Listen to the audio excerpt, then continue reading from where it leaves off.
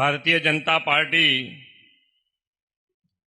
બનાસકાંઠા લોકસભા બેઠકની જાહેર સભામાં આપણી સૌની સાથે મંચ ઉપર ઉપસ્થિત મારા સાથી મંત્રી શ્રી બલવંતસિંહ રાજપૂત, સાંસદ શ્રી પરબતભાઈ પટેલ, લોકસભાના ઉમેદવાર શ્રી રેખાબેન ચૌધરી, પ્રદેશના ઉપાધ્યક્ષ શ્રી જયંતિભાઈ કાવડિયા, જિલ્લાના અધ્યક્ષ શ્રી કીર્તિસિંહ વાઘેલા, મારા સાથી ધારાસભ્ય શ્રી કેસાજી ચૌહાણ, શ્રી પ્રવીણભાઈ માળી, શ્રી અનિકેતભાઈ ઠાકર, શ્રી માવજીભાઈ દેસાઈ, શ્રી કિરીટસિંહ ડાભી, શ્રી બાબુસિંહ જાદવ, લોકસભાના પ્રભારી શ્રી રાજેન્દ્રસિંહ ચાવડા, સંયોજક શ્રી રાણાભાઈ દેસાઈ, પૂર્વ મંત્રી શ્રી જસાભાઈ બારડ, શ્રી માવજીભાઈ પટેલ, પૂર્વ ધારાસભ્ય શ્રી શશિકાંતભાઈ પંડ્યા, શ્રી કમાભાઈ રાઠોડ, શ્રી નારાયણસિંહજી,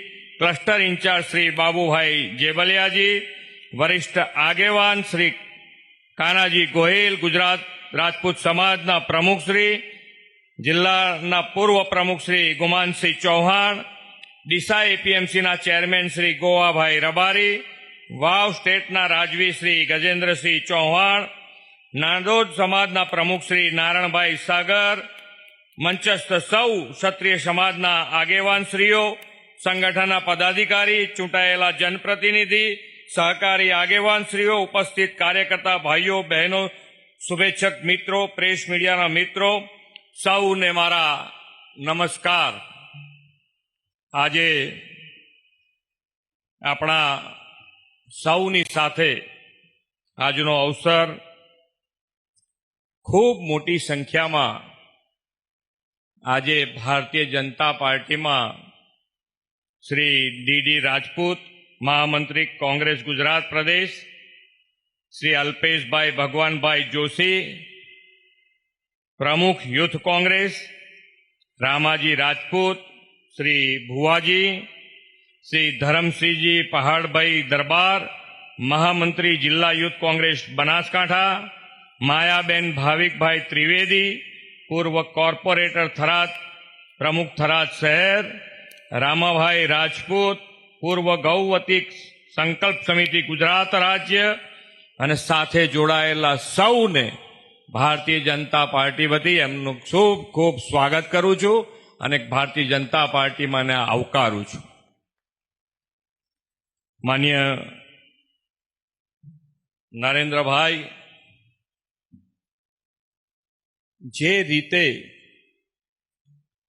દેશ અને દેશમાં આવતા ઇલેક્શનો આપણે બધાએ જોયા છે કે ઇલેક્શનો આવે ને ઇલેક્શનો જ્યારે આવે ત્યારે એનો બેઝ શું લેવામાં આવતો કે પહેલા ધર્મ, જાતિ, એના આધારે ઇલેક્શનો લડાતા.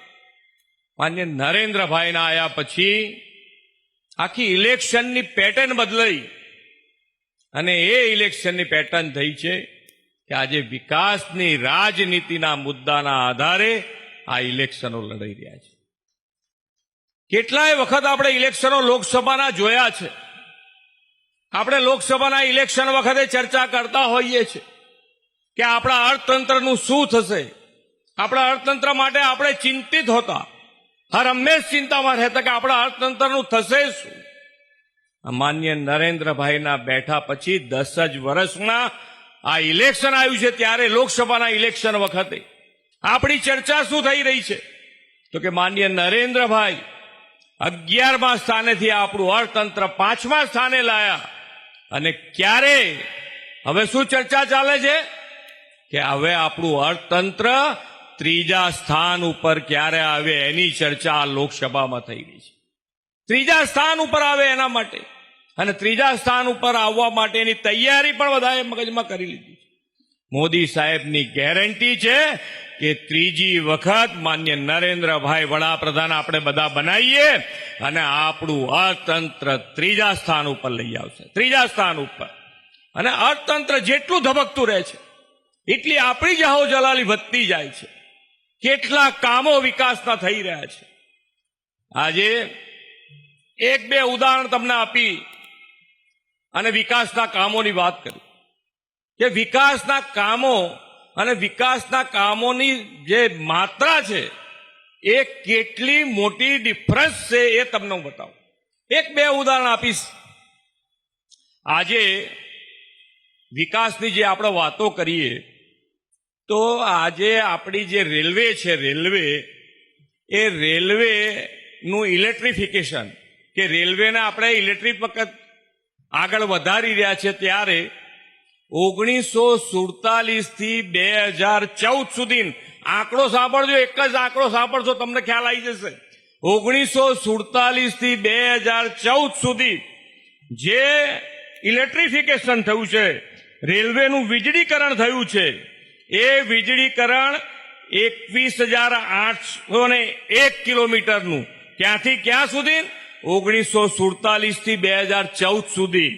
અને 2014 થી 2023 સુધીમાં 38,650 કિલોમીટર.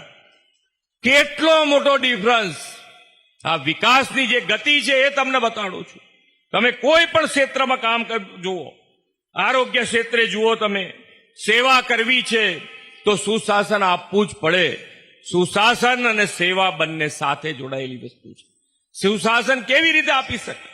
આજે દરેકે દરેક ક્ષેત્રે આપણે જોતા હોઈએ કે હેલ્થનું સેક્ટર જોઈએ, ગામે ગામ હેલ્થ સેન્ટરો બન્યા છે, પણ ક્યાંક હજુ પણ બૂમ આવે છે. શેની બૂમ આવે છે?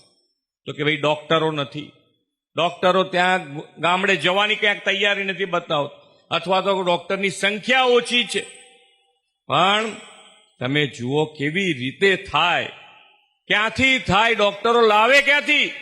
પહેલા અહીંયા આગળ માન્ય નરેન્દ્રભાઈ જયારે ગુજરાતમાં એ સીએમ બન્યા ત્યારે 1375 મેડિકલ સીટો હતી. 1375.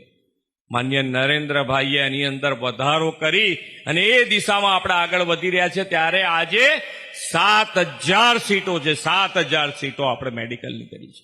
અને આ ડોક્ટરો જેટલા વધતા જશે એટલી જ આપણી સમસ્યાઓ અંત તરફ આપણે જતા રહ્યા છે. 2 કે 3 વર્ષમાં પૂરી કોઈ જગ્યાએ ડોક્ટરની તકલીફ ન હોય એ રીતનું આયોજન. અને આજે અહીંયાની વાત નહીં, આપણા દેશમાં પણ એવી પરિસ્થિતિ છે. આજે 51,348 બેઠકો હતી, એ આ 10 જ વર્ષમાં વધારીને 1,01,443 બેઠકો માન્ય નરેન્દ્રભાઈએ કરી છે. એવી જ રીતે દરેકે દરેક ક્ષેત્રે માન્ય નરેન્દ્રભાઈએ જે વિકાસની ગતિ પકડી છે, એ વિકાસ કેવી રીતે આગળ વધી શકે અને આ વિકાસ કરવા માટેનું આયોજનબદ્ધ કેવી રીતે આગળ વધાય છે. એક ઉદાહરણ તમને કે ભાઈ આજે આવક તો જોઈએ, કે ભાઈ આપણે વિકાસ કરવો છે તો વિકાસ માટે પૈસાનું આયોજન. અને પૈસાનું આયોજન કેવી રીતે? તો આજે એક ટેક્સ આપણે કરી દીધો, જીએસટી, એક જ ટેક્સ, અને વન ટેક્સ વન નેશનના આધારે આ માર્ચ મહિનામાં આપણી જીએસટીની આવક ભારત દેશની કેટલી છે ખબર છે? 1.78 લાખ કરોડ રૂપિયા એકલી માર્ચ મહિનાની આવક છે. માર્ચ મહિનાની આવક છે. અને ત્યારે આ બધા કામો થઈ રહ્યા છે. ગુજરાતની પરિસ્થિતિ, ગુજરાતમાં પણ અત્યારે આપણે ખૂબ સારા આયોજનબદ્ધ રીતે આપણે આગળ વધીએ. મજબૂત પાયો અહીંયા આગળ માન્ય નરેન્દ્રભાઈએ ફાઇનાન્સનો નાખ્યો છે અને એના કારણે આજે આપણે ખૂબ સરળતાથી આગળ વધી રહ્યા. 2000ની સાલમાં આપણું બજેટ કેટલું હશે ગુજરાતનું? અહીંયા ઘણા બધા વડીલો બેઠા છે. આપણા ગુજરાતનું બજેટ હશે લગભગ 15,000 થી 20,000 કરોડની વચ્ચે. 2000ની સાલની જ વાત કરું છું. 16,000 કરોડ. આ 16,000 કરોડ આજે 2000 પછી 2024માં આપણે ઐતિહાસિક બજેટ ગુજરાતનું રજૂ કર્યું છે. 3,32,000 કરોડ રૂપિયાનું બજેટ આપણે આપ્યું છે. નાણાકીય વ્યવસ્થાપનમાં પણ નીતિ આયોગ પ્રમાણે ગુજરાત નંબર 1 પોઝિશન ઉપર છે. તમે જે કામ કહો એ કામ કરવાની તૈયારી છે. કેવી રીતે થઈ શકે? એ આયોજનબદ્ધ રીતે તમે આપો એટલે તમારું કામ. તમે ત્યાંથી બોલો અમે અહીંયાથી કામ કરવાની તૈયારી છે. અહીંયા આગળ મને કીધું કે ભાઈ અહીંયા આગળ કેવી રીતનું કામ થયું છે. તમારા ત્યાં આગળ તળાવ ભરવાની વાત હતી. બાકી તો જે પાણી નર્મદાનું પાણી મળે છે એ બધાને મળે જ છે. એના માટે જ્યાં લાઈનો બાકી હતી એ લાઈનો અમે મંજૂર કરી દીધી છે. એ નાખવા માટેની પણ એનું આયોજન નહીં, એ કામ ચાલુ થઈ ગયા છે. એની સાથે સાથે આ તળાવ ભરાવાની લિમિટ આપણે દૂર કરી દીધી અને આ તળાવ ભરવાની લિમિટ દૂર કરી એનું કામ ચાલુ કરીને પાઇપો ઉતરી ગઈ છે. મને એવું હમણાં કહેતા હતા 1400 કરોડ રૂપિયાનું આ કામ છે. 1400 કરોડ રૂપિયા.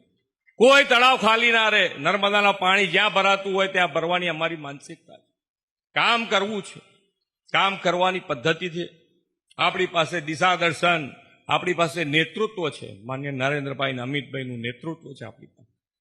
આજે આમ આપણે ધંધો રોજગાર કરતા હોઈએ, ધંધો રોજગાર કરતા જઈએ ને તો આપણે ધંધા માટે, આપણા મકાન માટે ક્યાંક લોન લેવા ગયા હોઈએ, આપણી પાસે બધી જ વ્યવસ્થા હોય, બધી જ વ્યવસ્થા હોય. આપણી પાસે સાક્ષી છે, એને ગીરો મૂકવાનું કાગળ છે, બધું કાગળ હોય તોય બેંકવાળા થકવાડી દે છે ને, તોય બેંકવાળા થકવાડી દે. તો આ નાના માણસો માટે કોની ગેરંટી, ક્યાંથી લાવવાની? આ બધા માટે એક અને માત્ર એક ગેરંટી માન્ય નરેન્દ્રભાઈ. અને નરેન્દ્રભાઈએ મુદ્રા યોજના થકી કરોડો રૂપિયાની લોન આ યુવાનોને અને મહિલાઓને આપી છે. આજે નાના વેપારીઓ જેની પાસે રેકડી છે, ચાની કેટલી છે, શાકની લારી છે, પીએમ સ્વનિધિ યોજના અંતર્ગત એ લોકોને પણ લોન મળી છે. કોઈ ગેરંટી નહીં એમની, ફક્ત અને ફક્ત ગેરંટી માન્ય નરેન્દ્રભાઈ. અને એ ગેરંટીના આધારે આજે એ લોકોને 10,000ની લોન, 10,000માંથી 20,000ની લોન, 20,000માંથી 50,000ની લોન આજે દરેકને મળી રહી છે. એક જ ગેરંટી ઉપર, માન્ય નરેન્દ્રભાઈની ગેરંટી. આપણે ઘણી વખત કહીએ છીએ કે અત્યારે ટેક્સની આવક વધવાનું કારણ શું? તો આપણે પહેલા બધા કેટલાય ગોટાળાની વાત આપણે સાંભળી છે. અને આજે શેની ચર્ચા થાય છે? તો કે ભાઈ આજે કયા ગોટાળા વાળાને સજા થઈ એની ચર્ચા થાય છે. અને એના કારણે આજે તમે જુઓ તો દરેક જણ, દરેક વેપારી, આજે આટલી મોટી ટેક્સની આવક થવાનું કારણ શું? તો કે ભાઈ આજે આવક થઈ રહી છે એનું કારણ વેપાર ધંધા વ્યવસ્થિત રીતે ચાલી રહ્યા છે. વેપાર ધંધાને જોઈતી દરેક સગવડ સરકાર પૂરી પાડી રહી છે. રોડ રસ્તા હોય, લાઇટ હોય, પાણી હોય, દરેકની વ્યવસ્થા જ્યારે વેપારીને મળતી હોય, કોઈ જાતની કનડગત ના હોય, ત્યારે આ ધંધા રોજગારમાં આટલા ટેક્સ લોકો ભરે. અને એ ટેક્સ ભરે છે ત્યારે આપણું આ અર્થતંત્ર ખૂબ ઝડપથી આગળ વધી રહ્યું છે. દરેક જણ આગળ વધવા માટે, દરેક જણ સાથે મળીને આગળ વધે એના માટે 10 વર્ષનો હિસાબ છે જ. 10 વર્ષનો હિસાબ છે. દરેક સેક્ટરમાં આગળ વધ્યા છે. પણ સાથે સાથે ઇલેક્શન આવે એટલે બેરોજગારીની વાત આ હોય ને હોય જ. બેરોજગારીમાંથી દૂર થવાની, બેરોજગારી દૂર કરવા માટેની કોઈ વાત ન કરે. માન્ય નરેન્દ્રભાઈએ 2003માં જે વાઇબ્રન્ટ શરૂ કર્યું, હમણાં અહીંયાથી અમારા મંત્રી શ્રી કહેતા, જે વાઇબ્રન્ટ 2003માં શરૂ કર્યું. અને 2003માં જ્યારે વાઇબ્રન્ટ શરૂ કર્યું ત્યારે દેશ અને દુનિયા માટે વેપારી અહીંયા ગુજરાતમાં આવે અને ગુજરાતમાં વેપાર ધંધો કરે એના માટેનું પ્લેટફોર્મ 2003માં પૂરું પાડવું. અને એનો ફાયદો શું થયો? તો આજે અમે 10મી કડી પૂરી કરી. અને આ 10મી કડી પૂરી કરી ત્યારે આજે દુનિયાની 500 જે મોટી કંપનીઓ છે એ 500 મોટી કંપનીઓમાંથી 100થી વધારે ગુજરાતમાં કામ કરી રહી છે. 100થી વધારે ગુજરાતમાં. અને એના કારણે રોજગારી વધી રહી છે. આજે દેશમાં સૌથી વધારે રોજગારી આપતું કોઈ રાજ્ય હોય તો એ ગુજરાત રાજ્ય છે. આજે આપણે 10 વર્ષની તો વાત છે જ. 10 વર્ષની સાથે સાથે આપણો જે અમૃતકાળ શરૂ થયો છે, તો અમૃતકાળમાં પણ વિકસિત ભારત અને વિકસિત ભારત માટે કેવી રીતે આગળ વધી શકાય એનો રોડ મેપ પણ તૈયાર છે. વિકસિત ભારત માટે આપણે વિકસિત ગુજરાત, અને વિકસિત ગુજરાત એટલે કેવી રીતે થાય? નાનામાં નાનો માણસ, છેવાડાનો માણસ કેવી રીતે મુખ્ય પ્રવાહમાં આવે એના માટેનો હર હંમેશ પ્રયત્ન કર્યો છે. વિકસિત ભારત યાત્રા શરૂ કરી માન્ય નરેન્દ્રભાઈએ. ગુજરાતમાં પણ આપણે વિકસિત ભારત યાત્રા શરૂ કરીને દરેકે દરેક ગામ સરકારી યોજનાનો લાભ જેને મળ્યો છે એને તો મળ્યો જ છે, પણ નથી મળ્યો તો એના ઘરે જઈને એના ગામમાં જઈ અને એની યોજનાનો લાભ આપવા માટે આ વિકસિત ભારત યાત્રા અને વિકસિત ભારત યાત્રા આપણે ગુજરાતમાં પણ કરી અને મોદી સાહેબનો ગેરંટી રથ ગામે ગામ ગયો છે અને જેને મળવા પાત્ર, જે યોજનાનો મળવા પાત્ર લાભ હોય એના ઘરે બેસીને મળ્યો છે. અને ત્યારે આપણે આગળ વધી રહ્યા છીએ, સૌને સાથે રાખીને આગળ વધવું છે. તો આપણે સૌ પણ વોટિંગની વાત આવે ત્યારે 7મી તારીખે વોટિંગ છે. આપણા ઉમેદવાર છે બેન શ્રી રેખાબેનને આપણે સૌ જે એક પણ વોટ જે હાજર છે એનો એક પણ વોટ ના મળે એવું ના થાય.